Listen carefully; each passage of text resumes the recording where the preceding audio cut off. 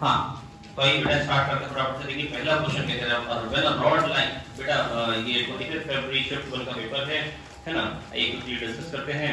When a rod line freely is heated, no thermal stress is developed in the rod। बिल्कुल सही बात है कि भाई अगर रॉड अगर जमीन में पड़ी है, बेटा स्ट्रेस तो कब डेवलप होता है जब हम क्लैंप कर देते थे, वो फैलना चाहती थी पर फैलने नहीं देते थे। याद है ना कि भैया सहज का पैर बड़ा हो रहा था, अगर मैं उसको वही साइज का जूता पहनाए रखता, उसका पैर फैलना चाहता था, नेचुरल लेंथ अब ये नहीं, अब ये हो चुकी है, पर अगर मैं उसको फैलने नहीं दे रहा हूं तब उसमें स्ट्रेस है। क्या तो आगे बात है, क्योंकि रॉड क्लैंप्ड नहीं है इसलिए स्ट्रेस कहां से है।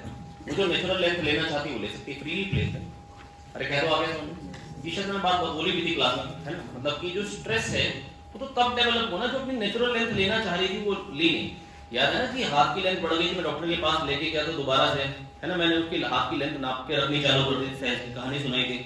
तो फिर मैं लेके गया तो डॉक्टर ने बताया कि यही हाथ की उसकी नेचुरल लेंथ है, अगर आप बढ़ने नहीं देते तो उसका हाथ दुख रहा होगा, है ना। तो अब जो नेचुरल लेंथ है बेटा वो L1 plus alpha delta T और वो बन सकती है ना। तो कह रहे हैं रीजन है on heating the rod, on heating the length of the rod increases. ये बात तो सही है लेकिन ये रीजन है, रीजन तो इसका ये होना चाहिए because rod is not clamp, या वो अपनी नेचुरल लेंथ ले रही है, या वो अपनी नेचुरल लेंथ हीटिंग पे रॉड एक्सपैंड करती है। ये कोई थर्मल एक्सपेंशन हो गया, मतलब ये बात भी सही है, ये बात भी सही, पर करेक्ट रीजन होगा कि rod is not clamp. Clamp होता तो डेफिनेटली टेंशन आती है, उसमें स्ट्रेन रह जाता, अपनी नेचुरल लेंथ वो एक्वायर नहीं कर पाती। नेक्स्ट, अब कह रहे हैं कि ये रेजोनेंस कॉलम पे क्वेश्चन है बेटा, आपको वेलोसिटी ऑफ साउंड दे रखी है, आपको फ्रीक्वेंसी दे रखी है ना, आपको डायमीटर ऑफ ट्यूब दे रखा है। जैसे ही डायमीटर ऑफ ट्यूब दिया तो एंड करेक्शन आपको कंसीडर करना है, आपको एंड करेक्शन कंसीडर करना है। Zero of the metre scale coincides with the top of the resonance column, the reading of the water level in the column when the first resonance occurs।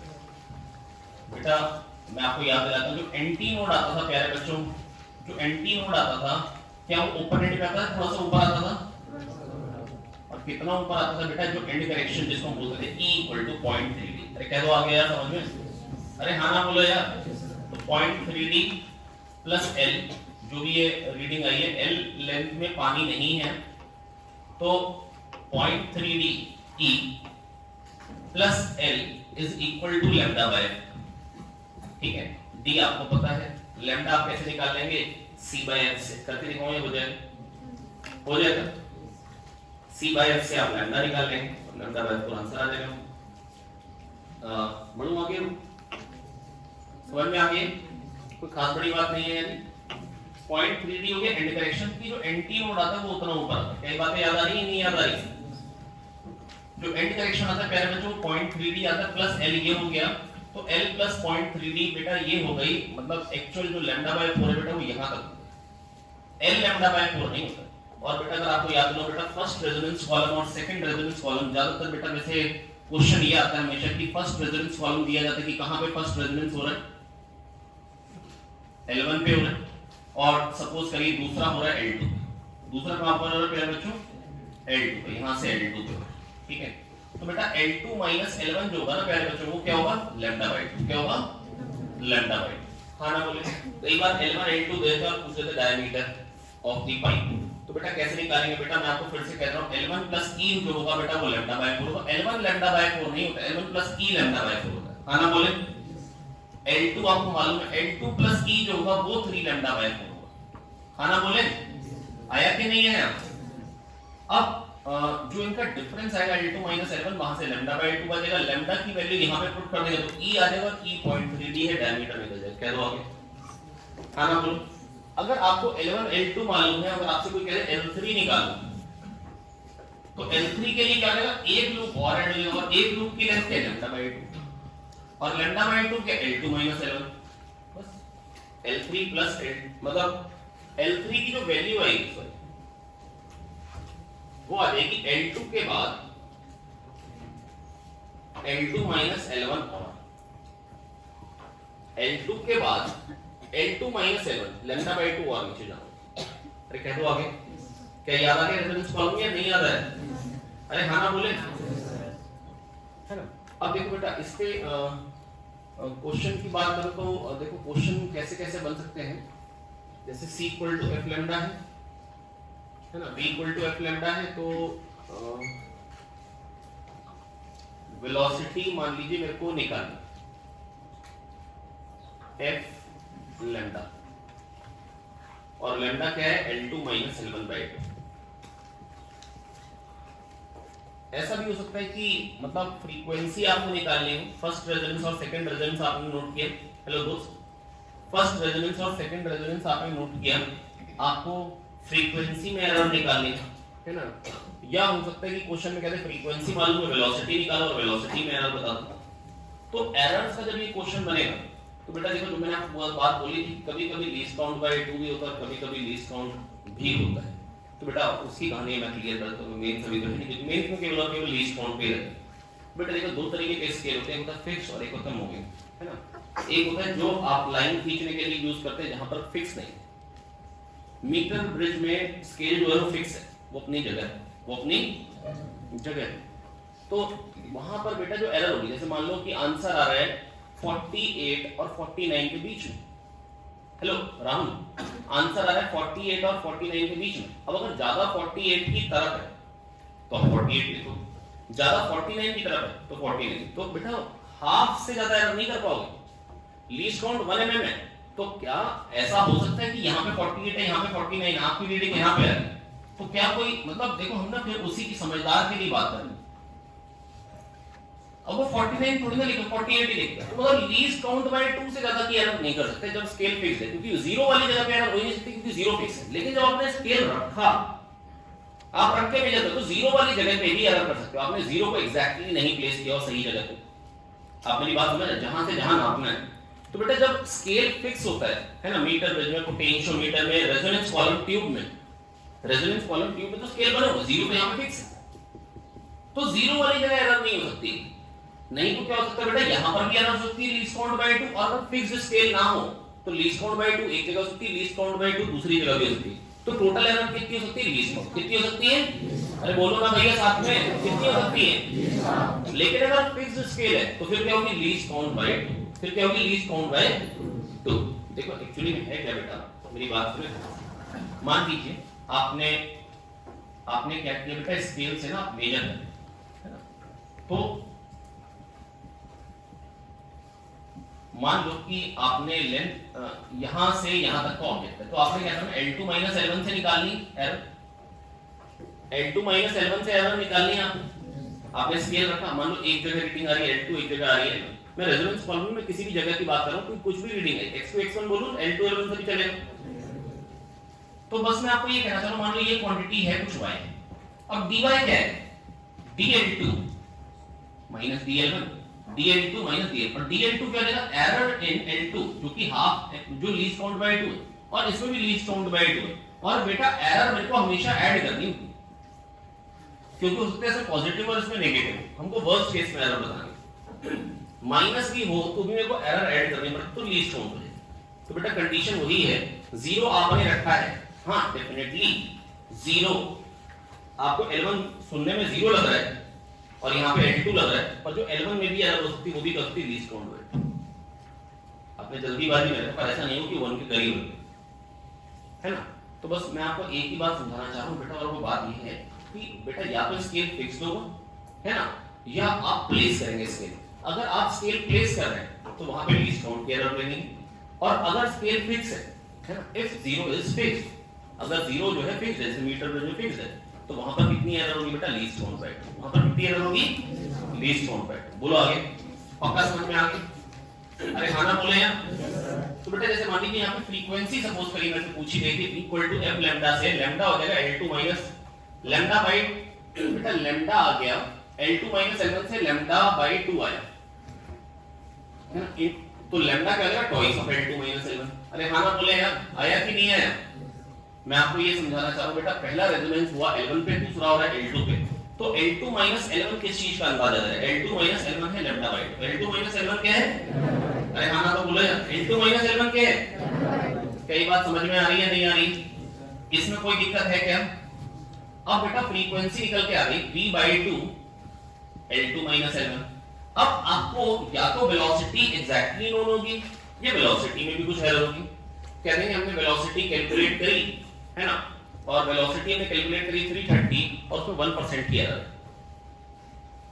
या तो कहते हैं velocity इनको exactly लो, या तो velocity इनको एग्जैक्टली, तो फिर वो कहते हैं फ्रीक्वेंसी परसेंटेज एरर का। तो फिर करना क्या बेटा, परसेंटेज एरर के लिए करना क्या, तो लॉग डिफरेंशियल क्या करना है। तो अब बेटा क्या बन जाएगा, प्लीज मेरी बात सुनो, क्या बन जाएगा, ln f is equals to ln b by 2, क्योंकि कांस्टेंट है इसलिए करते हैं, minus ln l2 minus l। अब बेटा d क्या लेंगे, d में वो क्या लेंगे, df by f into 100 चलेंगे तो कर लेंगे, माइनस प्लस में मतलब नहीं। अब यहाँ पे है d of l2 minus l, और d of l2 minus l1 क्या हो जाएगा बताया, dl2 minus dl1 है ना। और l2 में क्या एरर हो सकती है, यहाँ पे लीस्ट काउंट बाय 2 और यहाँ पर भी लीस्ट काउंट बाय 2, क्या तो आ गया फिक्स स्केल का। तो dl2 minus dl1 बन जाएगा लीस्ट काउंट, क्या बन जाएगा, जो कि मतलब रेजोनेंस कॉलम पे बेटा एमएम्स में होता है। मतलब वहां पर अगर कभी आपने देखा हो तो ये सारे स्कूल में होता है वैसे सेटअप, लेकिन 11 में कहीं एक्सपेरिमेंट कराया जाता है। तो सच होता है पाइप ही होता है खाली, और मतलब उसके साथ एक ट्यूब होती है जिसको हम मतलब एक YouTube टाइप की बन जाती है ना, और उसको हम ऊपर नीचे करके पानी का लेवल कम ज्यादा करते हैं। हालांकि वो ट्यूब सब गायब हो जाती, बाद में उंगली से कंट्रोल किया जाता है पानी को, उंगली निकाल देते हैं, पानी गिरने जाता है और फिर वो ऊपर बजाय रखता है लड़का, अगर किया होगा आपने तो होता क्या बेटा, बस मैं आपको इतना बताना चाह रहा हूं कि अगर फ्रीक्वेंसी में परसेंटेज एरर निकालनी है तो आएगा कि dl2 l1 upon l2 l1 into 100 करना होगा। लेकिन यहां पर बेटा ये जो d of l2 l1 है, error in l2 l1 will not be least count by 2, it will be least count, क्या तो आगे समझ, क्योंकि इसमें भी लीस्ट काउंट बाय 2 की एरर है dl2 और dl1 भी लीस्ट काउंट बाय 2, तो एरर कितनी आ जाएगी, लीस्ट काउंट। हां ना बोले ना, पक्का समझ में आ गया भाइयों, क्लियर हो गया।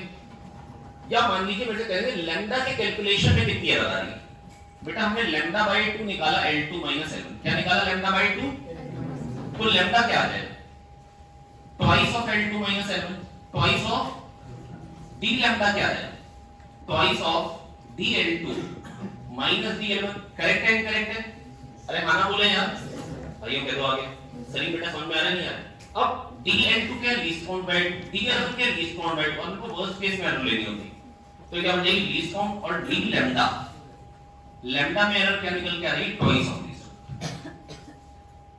अरे हां ना बोले क्या निकल के आ रही, तो लैम्डा में एरर क्या हो सकती है, मैक्सिमम 2, कितनी हो सकती है। रेजोनेंस कॉलम बहुत ही इंपॉर्टेंट है एडवांस के पॉइंट ऑफ व्यू से, एरर के क्वेश्चन में, एरर का क्वेश्चन अगर बनता है तो बेटा resonance column, metre bridge, potentiometer, तीन चीजें, और मतलब डेफिनेटली यंग्स मॉडुलस वाला मैं आपको पहले से बोल चुका हूं, यंग्स मॉडुलस तो है, चार चीजें मैंने आपको चार बताई, और उसमें से भी मतलब पोटेंशियोमीटर पे क्वेश्चन तो बनाया नहीं उन्होंने, हमेशा मीटर ब्रिज पे बनता है और सेम क्वेश्चन पोटेंशियोमीटर में बन सकता है। पर ये रेजोनेंस कॉलम को मेरे को पक्के से क्लियर होना चाहिए, क्या क्लियर होगी बेटा, पहला रेजोनेंस जो आता है क्या वो लैम्डा बाय 4 पे आता है या उससे कम पे आता है, पहला जो रेजोनेंस होगा आपको यहाँ पर हम क्या करते हैं, ट्यूनिंग फॉर्क को बजा के रखते हैं, और ट्यूनिंग फॉर्क हम इस तरीके से रखते हैं, ये पाइप है और ऐसे ट्यूनिंग फॉर्क रखा जाता है ताकि ज्यादा साउंड अंदर जाए, अगर ऐसे रख देंगे तो ज्यादा साउंड इधर उधर जाए, तो ट्यूनिंग फॉर्क ऐसे रखा जाता है कि जो प्रॉम्प्ट्स होते हैं वर्टिकल प्लेन में वाइब्रेट करने, है ना, प्रॉम्प्ट्स होते हैं वर्टिकल प्लेन में वाइब्रेट करते हैं, वेव नीचे जाती है और वापस ऊपर आती है, वापस इंटरफेयर करती है। क्वेश्चन समझ में आएगी, प्रोसेस समझ में आए वो कैसे है, और जो होता क्या है, हल्के हल्के पानी का लेवल नीचे करते हैं, जैसे तेज साउंड आती है, जैसे तेज साउंड आती है हम समझ जाते हैं रेजोनेंस हो गया, और यहाँ पर हम वो लेंथ को, पहली लेंथ को नोट करते हैं, फिर पानी और गिराते हैं, फिर से वही बजा के पानी और गिराते हैं, जब फिर से तेज साउंड आती है। लेकिन जो नेक्स्ट जो मैक्सिमा आता है वो थोड़ा सा इंफीरियर होता है, थोड़ा सा कम लाउड होता है इन कंपैरिजन टू पहले वाले के, क्योंकि साउंड को बेटा ज्यादा ट्रेवल करके आना है, ज्यादा ट्रेवल करके आना है, तो इसका मतलब ज्यादा पावर लॉस हो जाएगा बेटा, जितना ज्यादा साउंड ट्रेवल करके आए, कुछ विस्कस इफेक्ट्स भी हैं यहाँ पे, तो कुछ जो एनर्जी लॉस आएगा बेटा वो ज्यादा आ जाता है, इसलिए दूसरा जो मैक्सिमा आता है वो थोड़ा सा कम लाउडर होता है, तीसरा और कम लाउडर। क्लियर हो गया नहीं क्लियर हो गया? तो बेटा बस मैं आपको एक बात समझाना चाहूँ, प्लीज मेरी बात सुनिए ध्यान से, मुद्दे की बात ये मेरे को बतानी है, एरर की कहानी, किसी कहानी बतानी है, एरर की कहानी। तो बेटा एरर की कहानी बस इतनी सी है, एरर कितनी आएगी उसके बारे में अगर मेरे को चर्चा करनी है तो बेटा ये सेटअप होता है। हम सबसे पहले ये रेजोनेंस के लिए निकालते हैं। पहला रेजोनेंस कितनी लेंथ हो रहा है, लेट से L1 पे हो रहा है, और L1 प्लस E को हम λ/4 ले लेते हैं। L1 प्लस E प्यारे बच्चों हो जाता है λ/4। क्या ये बात समझ में आई या नहीं है? हाँ ना बोले। L2 प्लस E प्यारे बच्चों क्या हो जाएगा, अगर L2 में अगर E जोड़ेंगे तो क्या आएगा,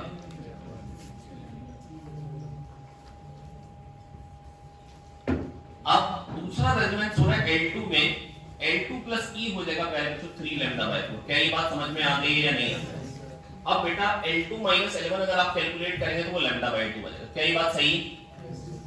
L2 माइनस L1 λ/2 समझ में आ गई। अब या तो वो मेरे से कहेगा कि भैया L2 माइनस लैम्डा में बताओ क्या एरर आ गई, तो लैम्डा में अगर मेरे से एरर पूछेगा तो d लैम्डा निकल के आ रहा है, 2 इधर ले लो, twice of dL2 minus dL1। क्या ये बात समझ में आ गई? अब dL2 L2 में जो एरर हो सकती है वो तो लीस्ट काउंट बाय 2 हो सकती है, और सब्ट्रैक्ट भी होता है तो एरर ऐड करते हैं, वर्स्ट केस में एरर निकालनी होती है इनटू 2, तो d लैम्डा जो निकल के आ रहा है वो ट्वाइस ऑफ लीस्ट काउंट का है। सॉरी कितना है, हां twice of least count, twice of. क्या तो समझ में आ गया? पक्का समझ में आ गया या नहीं आ गया? अरे हाँ ना तो बोलो यार।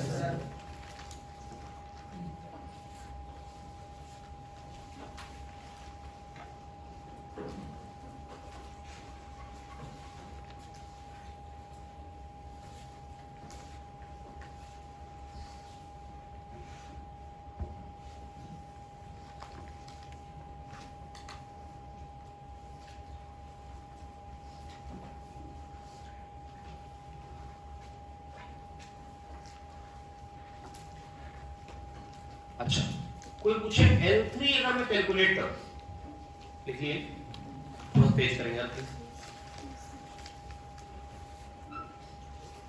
लिख लिए।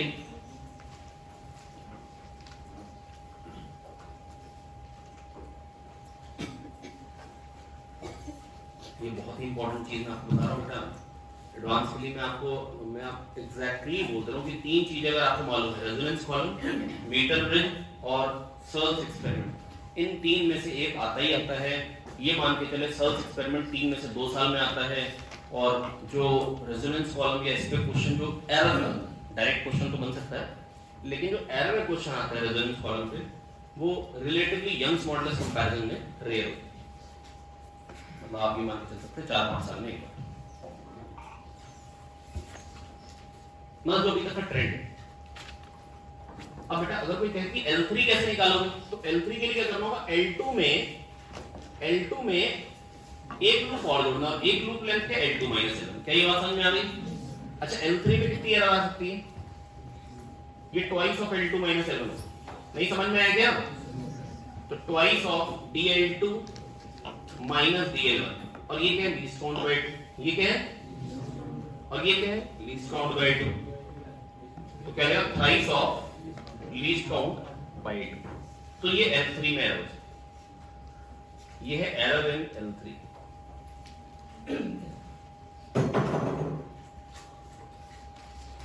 कई बात समझ में आ गई या नहीं आ गई?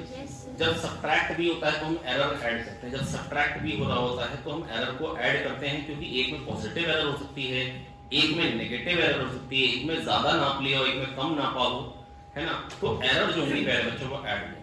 अरे हाँ ना तो बोलो यार, बढ़ जाओ आगे। तो अच्छा अब अगर मेरे को परसेंटेज एरर निकालने मान लो फ्रीक्वेंसी में, तो बेटा v equal to f lambda, lambda क्या है, लैम्डा की वैल्यू है प्यारे बच्चों twice of L2 minus L1, वो यहाँ पे पुट कर दी। अब मान लो फ्रीक्वेंसी यार, फ्रीक्वेंसी में परसेंटेज एरर निकालनी तो log differential d of L2 minus L1 upon L2 minus L1 into 100, और d of L2 minus L1 क्या है बताओ जरा फटाफट से, लीस्ट काउंट। क्या है, क्योंकि dL2 भी लीस्ट काउंट बाय 2 और dL1 भी लीस्ट काउंट बाय 2। क्या है समझ में आ गई?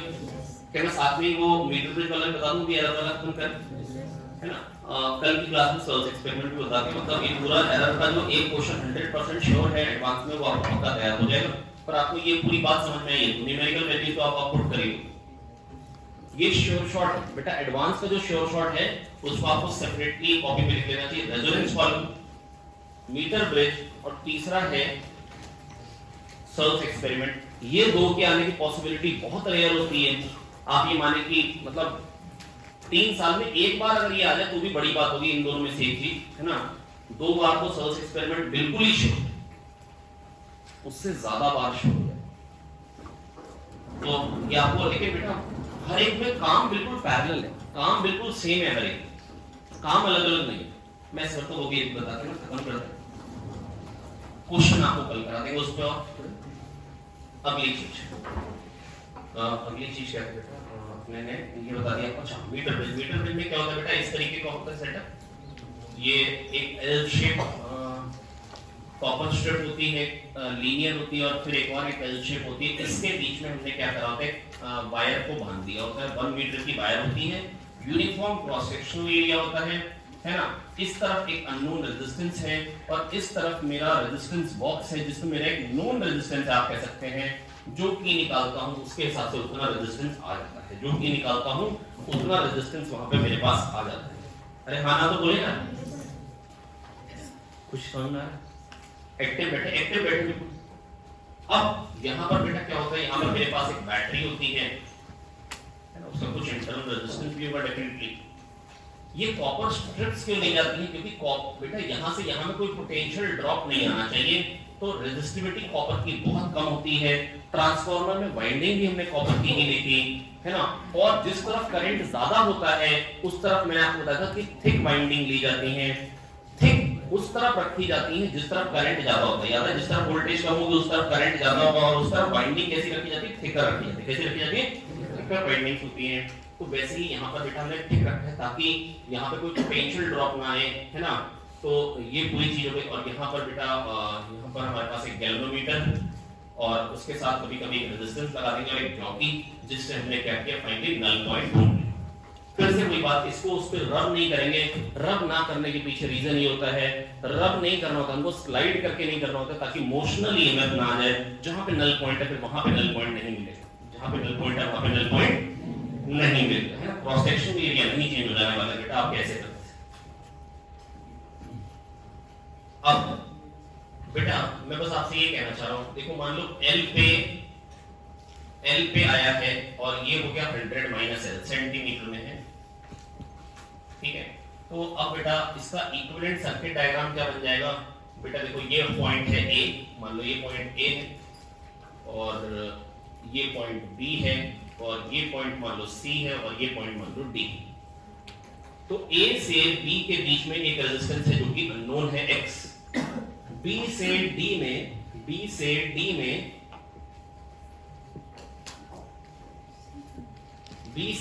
में एक नोन रेजिस्टेंस है R, ये नोन है, ये अननोन है। A से C में L लेंथ की एक वायर है, उसका कुछ रेजिस्टेंस है। A से C में L लेंथ की वायर है, रो L 100 L by 100 मीटर में आता है, रो L by A से रेजिस्टेंस। और C से D में एक वायर है 100 माइनस L लेंथ की, रो 100 माइनस L by 100 A। अरे कह दो समझ में आ गया यार। और बीच में है प्यारे बच्चों एक गैल्वेनोमीटर जिसमें आ रहा है नो डिफ्लेक्शन। तो यहाँ A और D के बीच में बैटरी। क्या सर्किट समझ में आ गया? अरे हाँ ना तो बोले ना। अब बेटा देखो यहाँ पर अगर मेरे से कोई कहेगा x की वैल्यू निकाल, तो x की वैल्यू कहेगी x by r। बेटा जब this upon this equal to this upon this equal to this में करंट नहीं जाता, कई बात याद। तो ये L upon 100 माइनस L है, क्या है L upon। अब देखो अगर मैं आपको जस्ट याद दिलाऊं कि स्कूल में जब आप एक्सपेरिमेंट करते थे, अगर आपने थोड़ा सा पढ़ रखा हो या स्कूल में एक्सपेरिमेंट किया होगा एग्जाम वगैरह पे, तो वहां पर टीचर बताते हैं कि जैसे मान लो रीडिंग आ गई 30, रीडिंग आ गई 30, तो आपको रेजोनेंस, तो आपको रेजिस्टेंस मालूम चल गया, फिर आप उतना ही रेजिस्टेंस नोन वाला लगा देते ताकि रीडिंग 50 पे और फिर 50 पे नहीं आती, आप रीडिंग को 50 पे लेके आना चाहते। रीडिंग कहां लेके आना चाहते? 50। बेटा बेटा होता पता है, मैंने आपको पहले ही बताया था, जहां पर नॉट बांधते हैं बेटा वहां पर रेजिस्टेंस थोड़ा सा आ जाता है एक्स्ट्रा। कई बात याद नहीं, थोड़ा सा नहीं काफी ज्यादा होता है। मैंने आपको बताया था कि एसी की जब लाइन पड़ती है ना, तो मतलब कभी भी टुकड़े वाली वायर नहीं लेनी चाहिए, क्योंकि लोड है और वहां पर बेटा अगर कहीं पर भी आप देखिए ना एसी मतलब जहां पर लगा होगा और अगर उससे टुकड़े वाली वायर लगाई होगी, है ना, तो कई बार शॉर्ट सर्किट होता है। कई बार का मतलब है कि हर महीने तो शॉर्ट सर्किट होना ही होना है, एक महीने में एक बार तो होगा ही होगा शॉर्ट सर्किट। और फिर कुछ नहीं करेगा, वो आएगा आदमी और वहां से थोड़ी सी तार काटेगा, छीलेगा और फिर वापस से जोड़ के फिर चला जाएगा, है ना। तो काम खाली और खाली एक ही होता है ना। तो अब होता क्या, जहां पर बेटा नॉट होती वहां पर ना एरिया ऑफ कांटेक्ट बेसिकली कम आता है। जहां पर पूरा का पूरा वो एक मतलब जब हमने उसको मैन्युफैक्चर किया वायर को पूरी कुछ यूनिफॉर्म वायर बनाई तो पूरा का पूरा एरिया ए कांटेक्ट में है। लेकिन जब वायर टूटी हुई को जोड़ोगे तो पूरा एरिया ए कांटेक्ट में नहीं आता है, एरिया कम हो जाता है, रो एल बाय ए से रेजिस्टेंस बढ़ जाता है, वहां पे हीट बहुत ज्यादा जनरेट होती है और हीट जनरेट होने के बाद रेजिस्टेंस और बढ़ जाता है। तो यहां पर भी ना नॉट्स आ रही है, नॉट तो यहां पर भी बांध रखी है, हालांकि कोशिश की जाती है कि नॉट बिल्कुल सिमेट्रिक बांधी जाए। अब इन नॉट्स का जो रेजिस्टेंस होगा, क्या इन गांठों का कुछ रेजिस्टेंस नहीं होगा? यहां पे हमने टाइप किया है नॉट जो बांधी उसका कुछ रेजिस्टेंस हो, बिल्कुल हो, हमने उसको यहां पे लपेट के रखा है तो उसको कुछ रेजिस्टेंस होगा। मान लो 10 सेंटीमीटर लेंथ का रेजिस्टेंस, कितना रेजिस्टेंस है? तो जब मैं x बाय r को l अपॉन 100 माइनस l कह रहा हूं तो एक्चुअली में यहां पे प्लस 10 मेरे को जोड़ना चाहिए। जो भी एंड रेजिस्टेंसेस होंगे, जो भी नॉट के रेजिस्टेंसेस होंगे, कई बार आपको क्वेश्चन में दे दिया जाता है कि नॉट के रेजिस्टेंसेस ये हैं कि इस तरफ 5 सेंटीमीटर लेंथ का और इस तरफ 8 सेंटीमीटर, तो 5 और 8 जोड़ देंगे। लेकिन इन जनरल वो बराबर किए जाते हैं, क्वेश्चन में अलग दे सकते हैं, लेकिन हम कोशिश करते हैं इतना सिमेट्रिक बांधते कि दोनों तरफ नॉट के रेजिस्टेंस बराबर, ताकि दोनों तरफ नॉट के रेजिस्टेंस।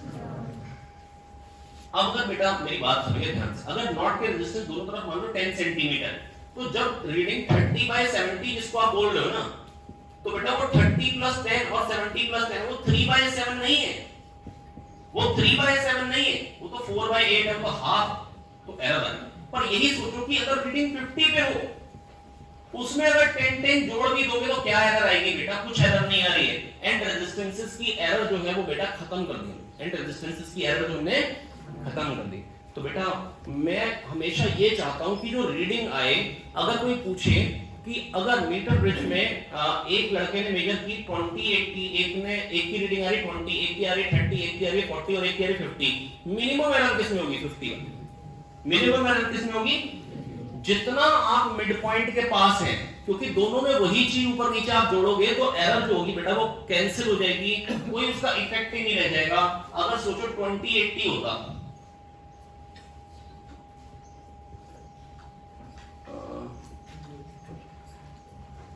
समझो नहीं आ गया समझ में? पक्का आ गया बेटा? 20 80 होते 1/4 है, लेकिन इसमें 10 10 जोड़ना है, तो ये एक्चुअली 30/90 है, ये 1/3 हो गया। तो एक्चुअल चीज ये थी, आपने नापी, ये है 1/4। आप समझ रहे हैं? तो बेटा मैं बस आपसे ये कहना चाह रहा हूं, ये कब इसका इफेक्ट खत्म होगा, एंड रेजिस्टेंसेस का इफेक्ट कब खत्म होगा, एरर कब खत्म होगी? जब आप 50 पे मेजर करेंगे। जब आप बेटा ये जो एरर है जो एंड रेजिस्टेंस के कारण आ रही है, इसको बोलते हैं सिस्टमैटिक एरर। एक सिस्टम से एरर आना, एक सिस्टम में कुछ फेलियर है, एक सिस्टम फेलियर के कारण एरर आना, उसको बोलते हैं सिस्टमैटिक एरर, है ना। जीरो एरर भी एक सिस्टमैटिक एरर है ना। एक सिस्टम से एरर हो रही, हर बार 1 kg एक्स्ट्रा मेजर कर रहा है ना। मैंने आपको 2 बार जीरो एरर बताई है और दोनों बार सुरेंद्र की जो एरर आती है 1 kg आ रही है, आपको याद है? तो एक सिस्टम से एरर, हर बार उतनी ही एरर आई, हर बार उतनी ही एरर आ रही है, 1 kg आ रही है, हर बार वो 1 kg ज्यादा ही मेजर कर रही है मशीन। सुरेंद्र समझ में आ गया नहीं आ गया?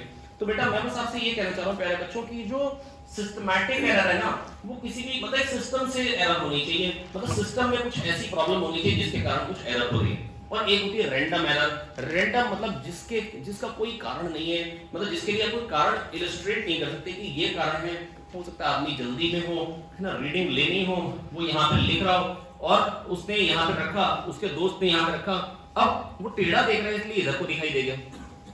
अरे हाँ ना बोले यार, अरे आया समझ में या नहीं आया? पक्का समझ में आया, इसमें कोई दिक्कत की बात, तो उसको ज्यादा दिखाई देगा। या हो सकता है कॉपी इधर लेके बैठा और इधर से देख रहा हो, है ना, या उसको बार बार इधर उधर होना पड़ रहा हो क्योंकि उसको साथ में किसी और को भी देखना हो, है ना। समझ पा रहे ना मेरी बात? तो बेटा कहने का मतलब ये है कि एक होती है बेटा रैंडम एरर और एक होती है सिस्टमैटिक एरर। एक होती है रैंडम एरर और एक होती है सिस्टमैटिक एरर। सिस्टमैटिक एरर एक सिस्टम से हो रही है, रैंडम एरर आपने कभी इधर से मेजर कर ली, कभी इधर से, मतलब अननोन कारणों से जो एरर हो रही है ना, उसको बोलेंगे रैंडम एरर। क्या हो गई? अभी नल पॉइंट आया ही नहीं था और आपने ले लिया, नल पॉइंट अभी आया ही नहीं, अप्रोक्सीमेटली 0 हो गया गैल्वेनोमीटर में, आपने ले लिया, वो नल पॉइंट नहीं है पर आपने मान लिया।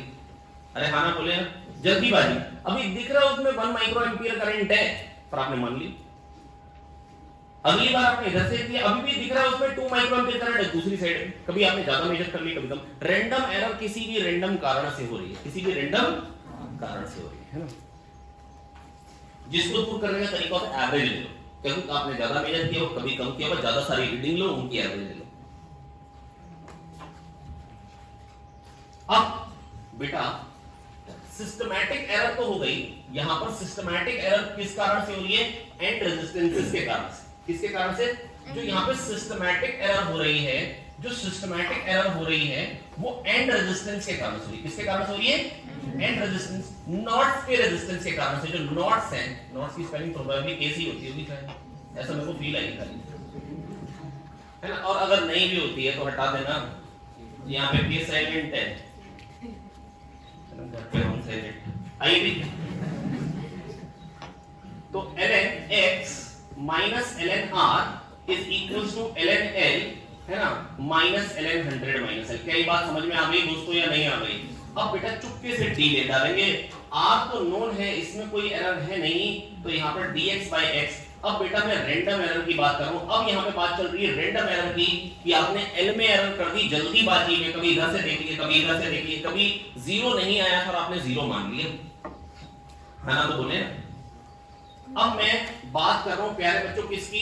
रैंडम एरर की, और रैंडम एरर बन के आ रही dl upon 100 minus l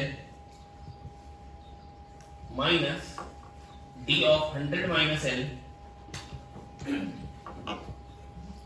upon 100 minus l। और ये क्या बन जाएगा बेटा? dl upon 100 minus l। तो सॉरी, ये तो dl अपॉन l, सॉरी, तो dl कॉमन आ जाएगा यहाँ पे, है ना, 100 माइनस l का d तो d माइनस dl हो जाएगा, माइनस माइनस प्लस हो जाएगा, सोच सकते हैं नहीं सोच सकते? फिर 100 माइनस l प्लस l 100 हो जाएगा, और नीचे आ गया l इंटू 100 माइनस। ये हो गई रैंडम एरर। ये रैंडम एरर नेक्स्ट आ रही है dx इक्वल्स टू दिस। अभी सिस्टमैटिक एरर की बात करी, जो नॉट रेजिस्टेंस के कारण था, जो एंड रेजिस्टेंस के कारण था, जो कि मिनिमम होगी 50 पे, जो कि मिनिमम होगी 50 पे। अब बेटा बात करो रैंडम एरर की। रैंडम एरर बताइए कब मिनिमम आएगी? एल की कौन सी वैल्यू लूं ताकि डिनोमिनेटर मैक्सिमम हो जाए? तो क्वाड्रेटिक है, और क्वाड्रेटिक की मैक्सिमम वैल्यू भी मिले, मेरे को द्विवेदी सर बोल रहे थे, सम ऑफ रूट्स बाय 2 पे होती है। अगर x स्क्वायर का कोएफिशिएंट नेगेटिव हो तो एक रूट है 0 और एक है 100, तो यहां पर बेटा रैंडम एरर भी मिनिमम कब हो रही है? 50 पे हो रही है। तो बेटा random error as well as systematic error is minimum when l is 50।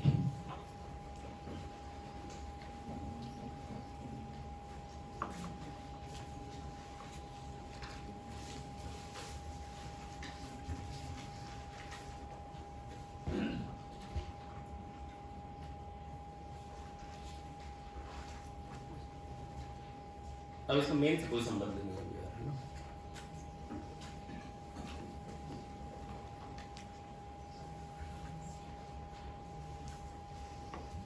दोस्त समझ में आ रहा है भाई? कोई दिक्कत भाई? पल्ले पड़ गया? अरे हाँ ना तो बोलो। धनुष बाण आ गए? Very good, Dhanush is a good boy. बस है ना, आज के लिए एक्स्ट्रा ज्ञान, मतलब थोड़ा सा एडवांस बता दी क्या होगा। ये आपको बोला सिस्टमैटिक एरर भी एंड रेजिस्टेंस के कारण, नॉट के कारण